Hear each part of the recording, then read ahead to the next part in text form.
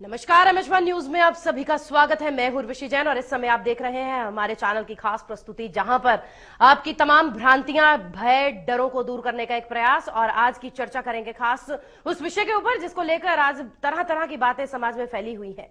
राहु और केतु, जिन्हें छायाग्रह कहा जाता है। राहु और केतु, कोई ड्रैगनजीज हेड कहता है तो कोई ड्रैगनजीज टेल कहता है। क्या है ये ग्रह और ये संवेदनशील बिंदु क्या असर दिखाते हैं हमारे जीवन पर? क्या वाकई ये इतने जो है हमारे जीवन में बुरा प्रभाव देने वाले होते हैं?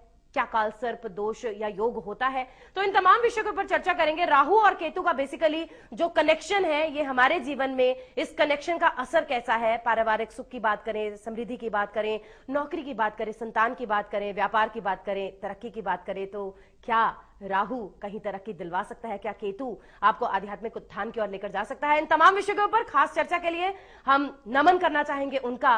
एस्ट्रोलॉजी तो एक छोटी सी विद्या में कहूंगी, उनका अनुभव, उनका ज्ञान, उनका आज जो समाज में कॉन्ट्रीब्यूशन है वो सबसे ज्यादा अहम है।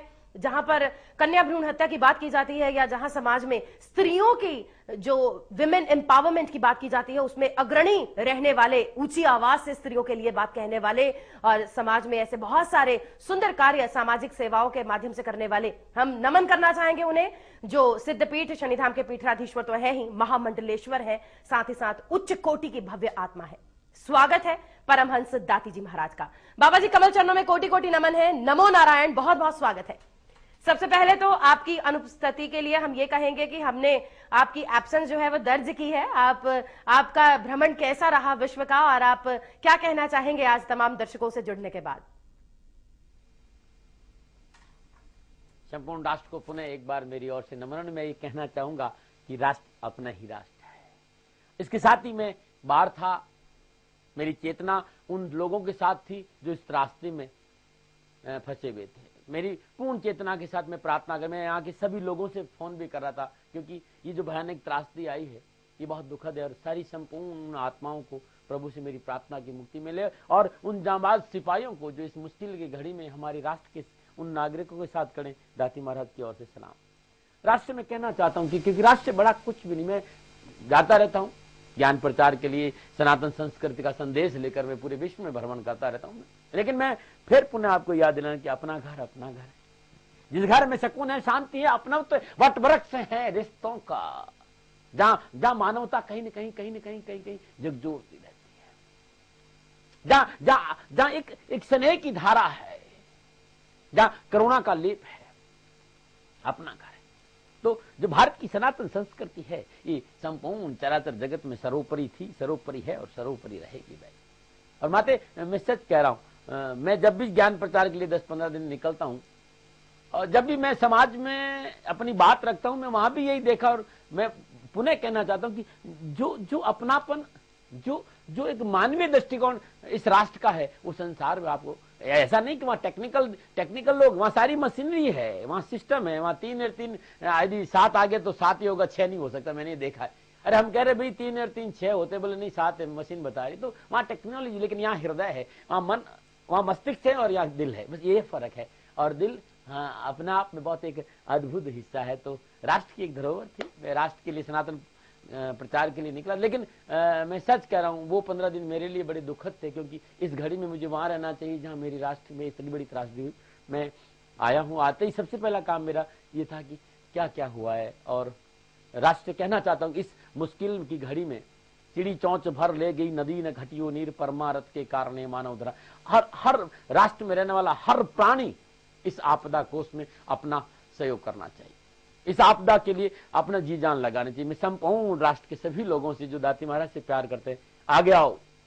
न छाती पर बांध कर कोई लेके गए, न लेके जाएंगे।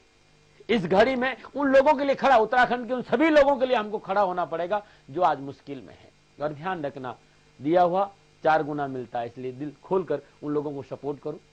और सारे मैं सबको यही कहना चाहूंगा, इस घड़ी में हम सब लोग एक होकर वहां साथ खड़े। बहुत मेहनत हो रही, बहुत लोगों को निकाला जा चुका है। सुबह भी मैं पेपर देख रहा हूँ, मेरा सबसे आते ही पहला काम मुझे पेपर देखना था। तो अभी भी कहीं जहाँ कुछ भी लोग लगे हैं, सेना लगी हुई। और मैं सच कह रहा हूँ, सेना को मैं दोनों हाथों से सैल्यूट करता हूँ कि अद्भुत काम किया है, अद्भुत काम किया है। नमो नारायण। बहुत बहुत शुक्रिया बाबा जी। और हमें याद है आपने समय समय पर इंगित करवाया है हमें बहुत सारे ऐसे योगों का जिक्र करते हैं जो मैदानी शास्त्र के अनुसार आप बताते आए हैं कि राष्ट्र के लिए आने वाला समय कैसा होगा। वहां पर जिक्र आपने प्राकृतिक आपदाओं का भी किया, आपने हमें अवगत करवाया, लेकिन कुछ बातें जो हैं वो हमारे हाथ से बाहर है। इसीलिए तो भगवान सर्वशक्तिमान सर्वोच्च है और उससे ऊपर कोई ताकत नहीं है। पर आज का विषय ऐसा है बाबा जी, हम जहां राहु और केतु का जिक्र करने से पहले, काल सर्प के ऊपर चर्चा करने से पहले जरूर वैज्ञानिक दृष्टिकोण, उनके प्रभाव, उनके बारे में, उनकी जो गुण है, उनके जो नेचर है, उसके बारे में थोड़ी सी चर्चा आपसे जरूर करना चाहेंगे। माते, आप ज्योतिषी बहुत ज्योतिषी प्रोग्राम भी करते हैं और आप स्वयं ज्योतिष में आचार्य कर रहे हैं, मुझे पता है। आप जब पिछली बार मैं आपके साथ प्रोग्राम कर रहा तो मैंने एक कॉम्बिनेशन बताया था। मैंने कहा था कि राहु के साथ मंगल का जब भी संबंध बन जाता है, राहु के साथ बृहस्पति का जब भी संबंध बना, तो मैंने आपसे कहा था कि धर्म को लेकर कोई न कोई घटना घटेगी। और मैंने ये भी कहा था कि राहु मंगल जब संबंध बनाए, अग्नि और पानी, मतलब पानी भी है और आग भी, दोनों, मतलब आग लगेगी पानी में, मतलब कि पानी को लेकर त्रासदी का संदेश नजर आता है। और मैं शोध करता हूं, मैं कोई प्रजापिता ब्रह्मा नहीं हूं, लेकिन मैंने शोध सामने रखा था। जब क्योंकि राहु और केतु दोनों ही अध्यात्म ग्रह हैं, ये कार्मिक फलों से इनका गहरा संबंध है, जीवन के सूक्ष्म बिंदुओं के ज्यादा निकट है, सीधा संबंध है हमारी चेतना का इन दोनों ग्रह। और वैज्ञानिक दृष्टिकोण की बात करें तो हमारे वैज्ञानिक कहते हैं जहां सूर्य और चंद्र का पथ मिलते हैं, आपने सूर्य और चंद्र जहां दोनों पथ मिलते हैं, उस बिंदु को राहु केतु कहते हैं। लेकिन मेरा कहना है कि राहु और केतु का जो पिछले कई सालों से, जो 40-50 साल का जो मुझे एक यात्रा में मौका मिला इन दोनों ग्रहों के साथ, क्योंकि शनि समय कुंज राहु, केतु और मंगल का प्रभाव एक तरह, और राहु का और शनि का प्रभाव, लेकिन राहु जब मंगल से संबंध बनाया है दुर्घटनाओं का संकेत दिया। और मैंने कहा था कि नवंबर 2013 तक, मैंने डेट दी थी कि नवंबर 2013 तक, और अभी भी समय को इतना अनुकूल नहीं है, जबरदस्त राजनीति उठापटक है, घटनाओं का संकेत अभी भी नजर आता है। सावधानी तो रखनी पड़ेगी, सीमाओं पर भी सावधानी रखनी पड़ेगी। साथ ही मैंने एक बात और कही थी, क्योंकि राहु और केतु को जब भी मैं नजदीक से देखता हूं, कहीं राजनीतिक देख तो कोई हमारा राजनीतिक दुरुपयोग नहीं करे, दूसरा देश, इस पर भी हमें ध्यान रखना, मित्रता हमारे साथ, नुकसान हमारा नहीं करती, इस बात पर भी हमको ध्यान रखना पड़ेगा।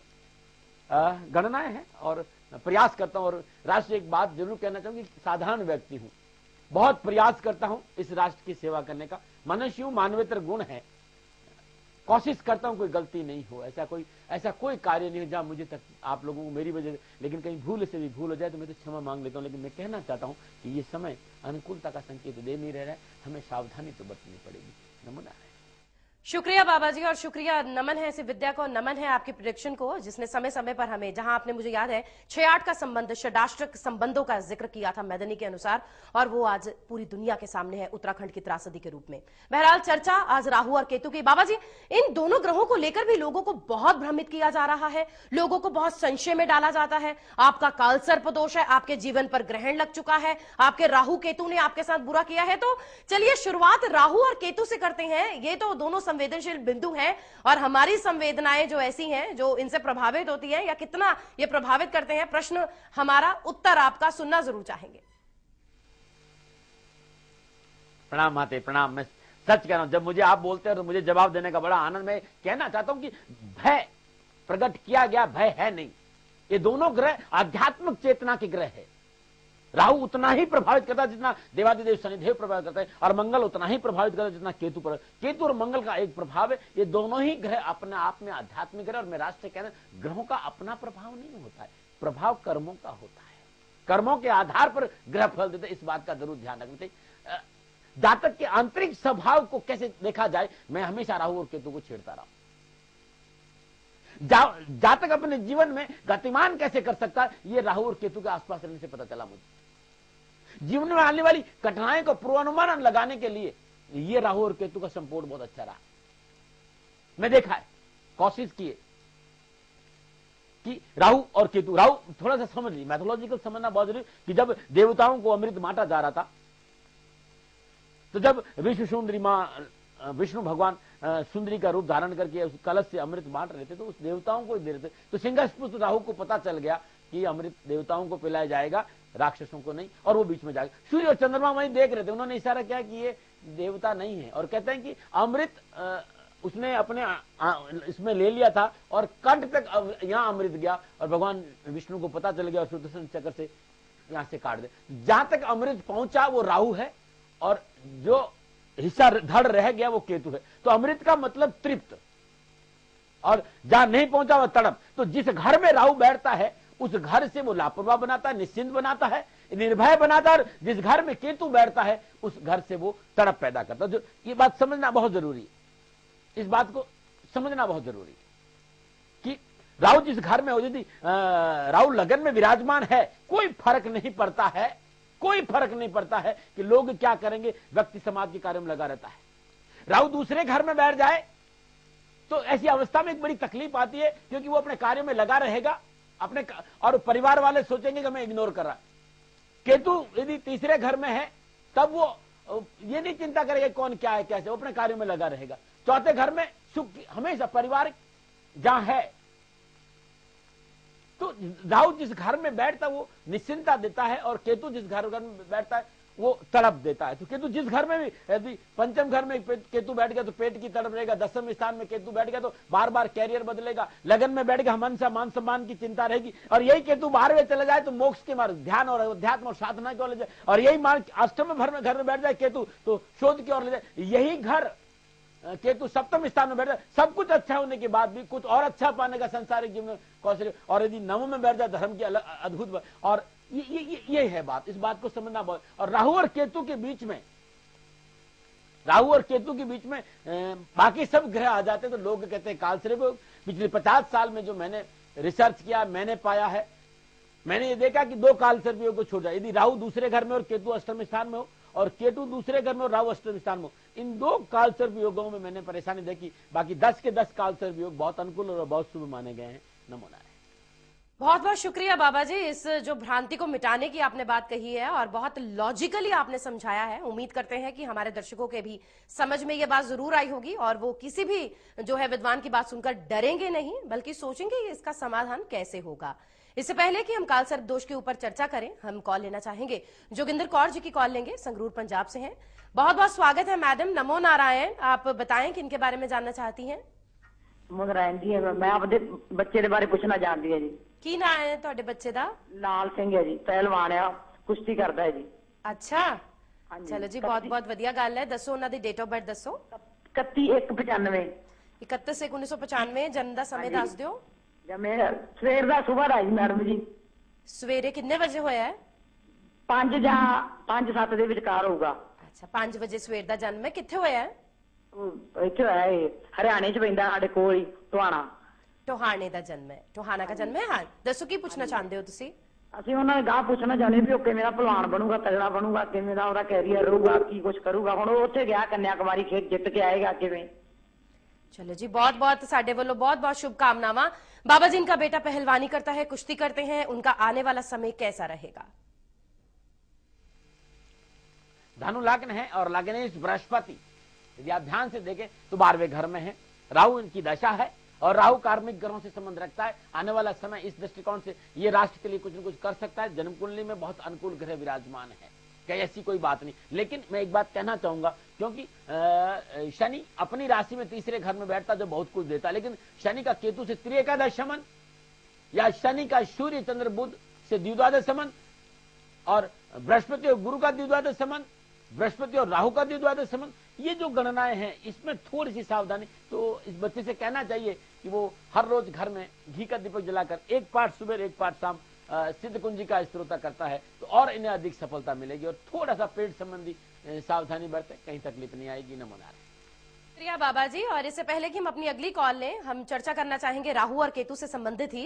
बाबा जी, यदि राहु लग्न में हो, केतु सप्तम में हो, जिनकी कुंडलियों में ये स्थितियां देखने को मिलती हैं, तो किस तरह का लोग अक्सर डराते हैं कि आपके ये वाला फला कालसर्प बन रहा है, तो उसका नाम और उसका प्रभाव, उसके उपाय आपके पास तो जरूर होंगे, हम आपसे जरूर पूछना चाहेंगे।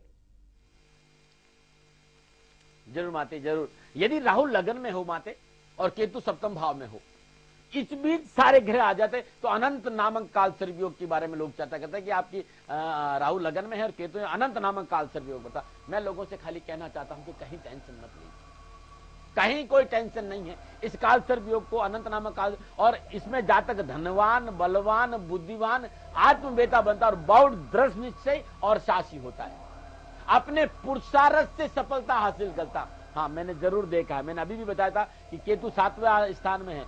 ऐसी अवस्था में थोड़ा सा पत्नी का स्वास्थ्य तकलीफ दे सकता। बाकी मुझे इस काल सर्प योग में कहीं कोई परेशानी नजर नहीं आई। क्या करें, ऐसा कुछ हो तो सूर्योदय के बाद तांबे के पात्र में गेहूं और गुड़ भरकर बहते जल में प्रवाह करें या किसी गरीब आदमी को दान में दे दें। प्रतिदिन एक माला ओम नमः शिवाय इस मंत्र का जाप करें, भगवान शिव का रुद्राभिषेक करें, बहुत अद्भुत रहेगा। घर में काल सर्प दोष निवारण यंत्र स्थापित कर हर रोज सरसों के तेल का दीपक जलाते हैं तो कहीं कोई परेशानी नहीं आएगी। नमो नारायण। शुक्रिया बाबा जी इस विशेष चर्चा के लिए। और आप बिल्कुल ये प्रोग्राम गौर से देखिए, आपको कहीं कोई आपकी वाली युति नजर आती है तो नोट करें। बाबा जी जो बातें बता रहे हैं उन्हें लिखें, घबराइए नहीं। प्रोग्राम कहीं पीछे से छूट गया है तो आप YouTube पर जाएं और उस पे आप हमारा यह कार्यक्रम देख सकते हैं। MH1 की वेबसाइट पर भी आप देख सकते हैं और साथ ही साथ शनि शत्रु नहीं मित्र है फेसबुक पर जाकर दाती जी महाराज के साथ जुड़ भी सकते हैं और नीचे www.shanidham.in dati.com उन पर लॉग इन कर सकते हैं। बहुत सारे मंत्र, आपके उपाय, आपके जीवन से संबंधित खास बातें इन वेबसाइट्स पर आपको मिल जाएंगी। कार्यक्रम लगातार जारी रहेगा। कॉल लेना चाहेंगे, हमारे साथ अगले कॉलर हैं। हेलो हेलो, नमस्कार मैम, नमो नारायण। नमो नारायण। कहाँ से बोल रहे हैं, आपका शुभ नाम क्या है? सिरसा से बोल रही हूँ, बबीता। बबीता जी, किसके बारे में पूछना है आपने? बेटे के बारे में पूछना चाहती थी। डेट ऑफ बर्थ बता दें आप। हाँ जी, 25/4/1992 जी। दोपहर का 12:30। 12:20 12:30 12:30 का जन्म है। हाँ जी। कहाँ हुआ है बेटे का जन्म? सिरसा। सिरसा का ही जन्म है। सवाल करें। सवाल एक तो ये पूछना था कि मंगली है या नहीं और इसकी शादी का योग कब तक बनता है। बाबा जी आपने उम्मीद करते हैं बबीता जी के प्रश्न दोनों सुने होंगे, मांगलिक है या नहीं और शादी कब बनेगी ये जानना चाहती हैं। कर्क लग्न है इनका। लग्न है चंद्रमा मकर राशि में, चंद्रमा के साथ शनि के साथ सप्तम घर में विराजमान है और मंगल के साथ साथ मंगल अष्टम घर में इनका विराजमान है। और मंगल के साथ साथ एक बात और कहना चाहूंगा, इनकी सारे के सारे ग्रह द्वादश योग और त्रिएकादश संबंध है। कर्क लग्न की जन्म कुंडली और मंगल अष्टम में होना अच्छा माना नहीं जाता है। वास्तव में मंगल जन्म कुंडली को मिलान करके शादी करेंगे तो अच्छा रहेगा, क्योंकि जब भी मैंने देखा है कि कुंभ राशि का मंगल अष्टम घर में बैठा है, थोड़ी सी वैवाहिक समस्याओं को लेकर परेशानी आएगी। वैसे भी ये जन्म कुंडली बड़ी संवेदनशील है, थोड़ा सा शादी विवाह को लेकर सावधानी बरतना बहुत जरूरी है। नैतिकता का दामन पकड़ कर रखना बहुत जरूरी है। साथ ही अभी भी 2014-19 नवंबर के बाद अच्छा योग बन रहा है शादी का, उससे पहले नहीं। और जीवन में कहीं कोई परेशानी आती है तो मैं जरूर कहूंगा कि ये जातक अपने जीवन में सुंदरकांड को अपना हिस्सा बना दे। ये जातक हर रोज सुंदरकांड का पाठ सुबह शाम करता है, साथ ही भगवान शिव के शिवलिंग पर जल चढ़ाता तो बहुत अच्छा रहेगा। नमो नारायण। बाबा जी जिस तरह से आपने जिक्र किया था कि जो राहु और केतु अगर 2nd और 8th हाउस में प्लेसमेंट है, 2nd हाउस में राहु की प्लेसमेंट है, 8th हाउस में केतु की प्लेसमेंट है, तो ये सबसे वर्स है, सबसे बुरी है। तो चलिए इस वर्स प्लेसमेंट का ही जिक्र करना चाहेंगे जिनकी कुंडली में ये बनता है। अब तो प्रारब्ध के अनुसार तो कुंडली बन गई है, लेकिन अब आने वाले समय को सुंदर बनाने के लिए वो क्या करें, वो उपाय भी आपसे जरूर लेना चाहेंगे। ये जो दूसरे घर में राहु का बैठना, मैंने कहा था ना कि वो परिवार पे ध्यान नहीं दे पाता। ऐसी अवस्था में पारिवारिक सदस्यों को ध्यान भ्रम हो जाता है कि ये व्यक्ति कहीं और है या इसका एक्स्ट्रा कोई अफेयर है, या बहुत सी भ्रांतियां पैदा बहुत ज्यादा, क्योंकि वो ध्यान नहीं देता। ये सबसे बड़ी बात है, ये मैंने देखा। केतु अष्टम स्थान में होने की वजह से दुर्घटनाओं की संभावना बढ़ जाती। तो ये जो कुलिक नामक राहु दूसरे घर में और केतु अष्टम स्थान में और इस बीच सारे ग्रह, इसका नाम कुलिक नामक काल सर्प योग।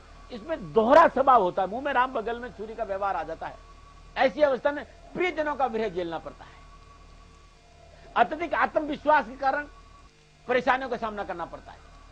लेकिन एक बात मैंने देखी माते कि यदि केतु यहां पर मेष, वृषभ, मिथुन और कन्या और वृश्चिक राशि का हो तो अष्टम घर में तो धन की कमी नहीं होती। ऐसे व्यक्तियों को विरासत में बहुत धरोहर मिलती है। बस ये ध्यान रखें कि परिवार के साथ दोहरा स्वभाव नहीं रखें तो बहुत अच्छा रहेगा। प्रॉब्लम है यदि आपकी जन्म कुंडली में राहु दूसरे घर में और केतु अष्टम स्थान में और परेशानी है तो उपाय बड़ा सरल है। चांदी की ठोस गोली सफेद धागे में हमेशा अपने गले में धारण करें और हर रोज अपने इष्ट की पूजा करने के बाद केसर का तिलक करना बहुत शुभ रहेगा।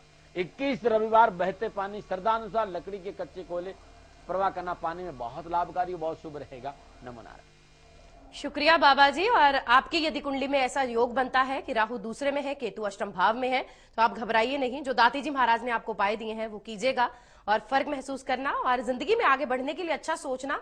और जैसा बाबा जी ने कहा है, किसी भी चीज से डरे नहीं, उसे समझे, प्रयास करें और उससे निपटने की कोशिश सबसे अहम है। बाबा जी, इससे पहले कि हम आगे के योगों के ऊपर चर्चा करें, कॉल लेना चाहेंगे। हमारे साथ पूजा जी हैं। नमस्कार, नमो नारायण, अभिनंदन है। नमो नारायण। मैंने ना अपने बारे में पूछना है। मैं पंजाब से बोल रही हूँ। हाँ जी, बताएं, डेट ऑफ बर्थ मेरी बताएं। डेट ऑफ बर्थ है 21/2/84। 21/2/1984। जन्म का समय बोल दें। 9:35 AM संगरूर। हम्म। मैंने अपने बारे में पूछना है कि मेरी मैरिज हुई थी, अब मैं अपने मायके हूँ, ना तो वो लेकर जाते हैं, पता नहीं क्या चल रहा है, बहुत डिस्प्यूट चल रहा है मैरिज लाइफ में। कितने महीने या कितने साल हो गए हैं पूजा आपको अपने मायके में आए हुए? 1 साल हो गया। 30 मई, लास्ट 30 मई को आई थी। 1 साल पूरा हो चुका है। हाँ जी। उनसे पहले भी डिवोर्स हुआ और मेरे साथ मैरिज थी, पर मेरी फर्स्ट मैरिज है। आप अपना रिश्ता बचाए रखना चाहती हैं पूजा? हाँ जी, हाँ, मैं चाहती हूँ। मैं देखना दादी जी महाराज से पूछना चाहती हूँ कि ये मेरा रिश्ता बचा रहेगा या क्या है, मेरे जन्मपत्री में क्यों ऐसा योग बन रहा है, मेरे को उपाय बता दीजिए। जी बाबा जी, किसी ने सच ही कहा है कि वाकई शादी तो एक बहुत बड़ा जुआ है, दाव लग जाए नहीं तो जिंदगी बर्बाद हो जाती है। तो ये तो बिल्कुल यथार्थ यहाँ पर साबित हो रही है। बहुत सारी जिंदगियां ऐसी हैं जहां पर आज जीवन एक बहुत बड़ी दुविधा बन चुकी है, उन स्त्रियों के लिए, उन लड़कियों के लिए, उन महिलाओं के लिए जिनके पति शायद उनके मुताबिक नहीं होते या उनकी पत्नियां उनके मुताबिक नहीं होती। तो चलिए पूजा की कुंडली का जिक्र करना चाहेंगे। आपको स्थितियां कैसी नजर आ रही हैं? मुझे टाइम और प्लेस नहीं पता चल रहा है। टाइम क्या है और प्लेस क्या है? बाबा जी, दोपहर का जन्म था, 12:35 का जन्म है, संगरूर पंजाब का जन्म है। ठीक, 9:35 सुबह दोपहर में बाबा जी।